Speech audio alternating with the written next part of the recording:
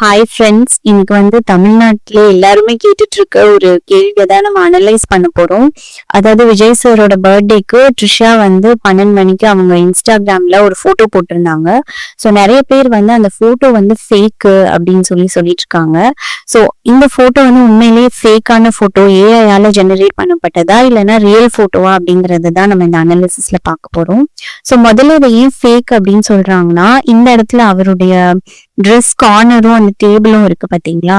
So அந்த zooming image பார்த்தா இது ரெண்டும் ஒரே மாதிரி மர்ஜா இருக்கு. அதனால இது ஒரு ஃபேக்கான போட்டோ அப்படின்னு சொல்றாங்க. சோ அதுக்கு என்ன ரீசன் அப்படின்னா, இந்த இடத்துல நீங்க கிளியரா பார்த்தா உங்களுக்கு தெரியும், அந்த டேபிளோட கலரும் அவரோட ஷர்ட்டோட கலரும் உண்மையிலேயே டிஃப்ரெண்டா தான் இருக்கு. சோ அதனால அது மர்ஜா இருக்குன்னு நம்ம சொல்லவே முடியாது. பட் ஸ்டில் அவரோட ஃபேன்ஸ் இந்த மாதிரி சொல்றாங்க. பட் நானும் அவரோட ஃபேன் தான். பட் இது எந்த ஒரு பயாஸும் இல்லாம நான் அனலைஸ் பண்ணதை சொல்றேன். ஸோ ஃபர்ஸ்ட் இது உண்மையான போட்டோங்கிறதுக்கு என்ன எவிடன்ஸ்னா, லைட்டிங் அண்ட் ஷேடோ தான். ஸோ ஃபர்ஸ்ட் நம்ம நார்மலா ஒரு பிக்சர் எடுக்கும் போது ஒருவேளை லைட் இங்க இருந்து அடிச்சது அப்படின்னா அவங்க ஃபேஸ் நல்லா பிரைட்டா இருக்கும். ஸோ யாருக்கு பின்னாடி இருந்து அடிக்குதோ அவங்க ஃபேஸ் மேல அந்த ஷேடோ விழுகிறதுனால கொஞ்சம் டல்லா இருக்கும்.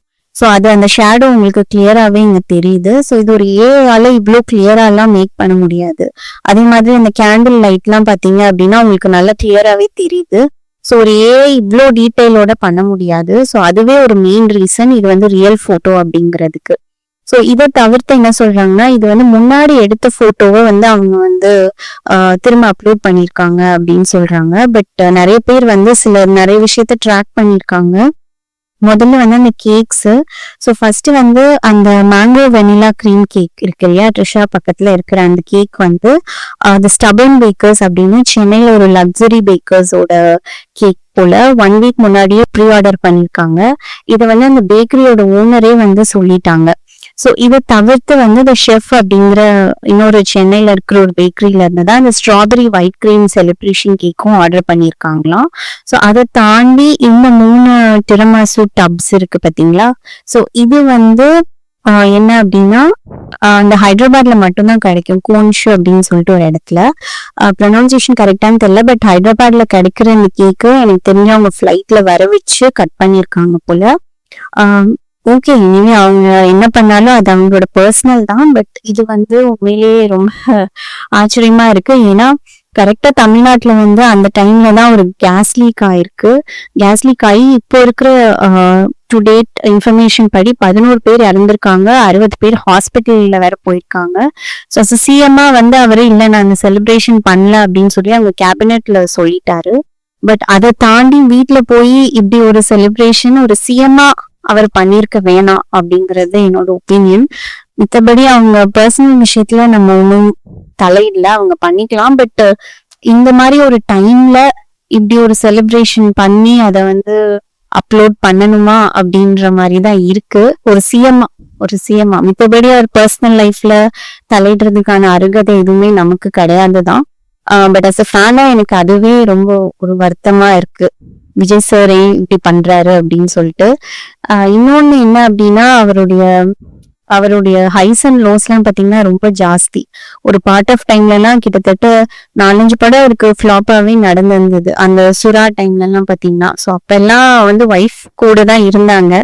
ஸோ அவரோட லோ பாயிண்ட்ஸ்ல எல்லாம் கூட இருந்த ஒருத்தவங்கள இவ்வளவு தூரம் இன்சல்ட் பண்ணணுமா அப்படின்றதும் எனக்கு தோணுது. இல்ல அது அவங்களுடைய ஒரு பொண்ணா என்னால அதை அக்செப்டே பண்ண முடியல. பட் நம்ம ஏதாவது சொன்னோம்னா நீங்க அதுல தலையிடுறீங்க, அவர் எப்படி ரூல் பண்றாரு மட்டும் பாருங்க அப்படின்னு சொன்னாங்க. அதனாலதான் நான் மெயினா அந்த கேஸ் லீக் மேட்டர் சொன்னேன். ஒரு கேஸ் லீக் நடந்திருக்கும் போது அவர் இந்த செலிப்ரேஷன் பிக்சர் அப்லோட் பண்ண விட்டுருக்க கூடாது. அது பண்ண விட்டது என்னை பொறுத்த வரைக்கும் தப்புன்னு தான் நான் நினைக்கிறேன். ஸோ இதை பத்தி உங்க கருத்து என்னங்கிறத நீங்க கமெண்ட்ஸ்ல சொல்லுங்க. நம்ம சேனலையும் மறக்காம சப்ஸ்கிரைப் பண்ணுங்க. அப்புறம் இன்னும் ஒரே ஒரு விஷயம் என்ன அப்படின்னா, அந்த 2024ல இது மாதிரி ஒரு ட்ரெஸ் பண்ணியிருந்தாங்கல்ல, ஸோ அதனால இது முன்னாடியே எடுத்த போட்டோ இப்ப அப்லோட் பண்ணியிருக்காங்க அப்படின்னு சொல்றாங்க. அதுக்கு என்ன அப்படின்னா, இந்த இடத்துல இந்த டைட்டானியம் ஐபோன் ப்ரோ மேக்ஸோட மாடல் போல இது. ஸோ இது வந்து செப்டம்பர் 2025ல தான் வந்திருக்கான். ஸோ இது வந்து 24ல அப்லோட் பண்ண பிக்சரே இல்லை. ஐதர் செப்டம்பருக்கு அடுத்து பண்ணிருக்கணும், இல்லை அப்படின்னா கரெக்டா அவரோட பர்த்டே அன்னைக்கு தான் பண்ணிருக்கணும். பட் அந்த பேக்கரி இன்ஃபர்மேஷன் வச்சு நமக்கு தெரியுது இது வந்து அவங்க வந்து அன்னைக்கு தான் செலிப்ரேட் பண்ணிருக்காங்கன்றது. எனிவே இவங்களுக்கு விஷஸ்லாம் நம்மளால சொல்ல முடியாது. பட் உண்மையா பார்க்கும்போது இந்த பிக்சர் வந்து ஃபேக் கிடையாது. இது வந்து ஒரு ரியல் பிக்சர் தான். பிளஸ் இந்த பிக்சரை வச்சு நிறைய ஏஐ வீடியோஸ் எல்லாம் பண்றாங்க. ஸோ அது வேணா ஃபேக்கா இருக்கலாம். பட் இந்த பிக்சர் ட்ரிஷா அப்லோட் பண்ண பிக்சர் வந்து அது வந்து ஒரு ரியல் பிக்சர் தான். So thank you guys.